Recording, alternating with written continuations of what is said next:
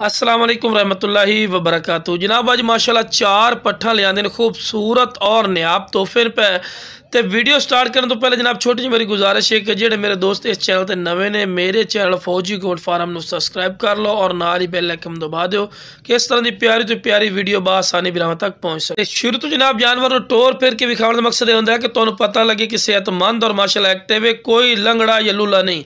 तो लो जनाब पहले नंबर पर आ गई माशाल्लाह प्योर मदरसा नस्ल की माशाल्लाह खट्टी वाइट मक्खी चीनी माशाल्लाह पार्टी ने और पाठ की माशाल्लाह वेल भी बिरा चेक कर सकते हैं। चंगी लंबी वेल चे और खूबसूरत माशाल्लाह चीज़ है और सेहतमंद और माशाल्लाह एक्टिव है। और तुहानू खुद भी बिरा नज़र आ रही है कि कितना माशाल्लाह हेल्दी माशाल्लाह जानवर है पिया, क्योंकि सेहतमंद जानवर उसी तो चारा वगैरह भी खमदा है पिया, बीमार वगैरह जानवर चारा नहीं खमदे।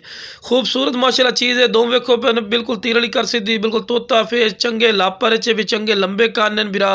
और लो जनाब मोटी थड़ियां मोटी थड़ी का बिरा यह फायदा होता है कि जो बकरी क्रास वगैरह होंगी है ना तो चड्डा वगैरह चंगा बनाई है पी। बाज होंगे भी इस तरह तुहानू डिटेल नहीं देंगे जिस तरह तुहानू डिटेल दे रहे हैं भी हर एक चीज़ तुहानू चेक करवा रहे थे। मुँह खीरी ने उम्र बिरा दी 8 तो 9 महीने। तो लो जनाब उस तो बाद भी माशाल्लाह पट्ठ आ गई ने, यदी एज भी 8 तो 9 महीने माशाल्लाह। ये भी कन्ना के लापर माशाल्लाह चेक कर सकते हैं, चौड़े तो लंबे कान ने माशाल्लाह।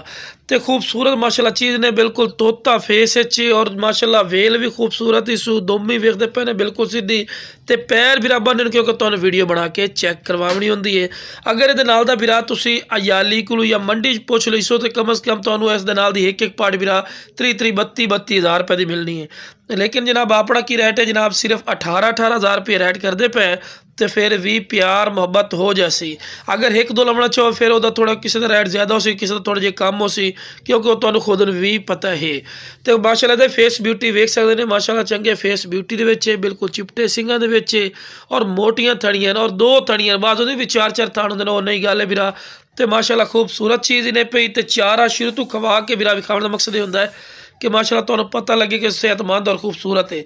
तो लो बिरा माशाल्लाह पट्ठ आगने की एज भावें 6 महीने लेकिन क्वालिटी कमाल दी है माशाल्लाह। कन्ना के लापर भी चेक कर सकते हैं, चंगे लंबे कान लंबी वेल चे और दोम वेखो कम अज कम दोम जी 8-10 इंच की दोम में पे भी खूबसूरत नस्ली चीज़ दी निशानी होंदियां ने।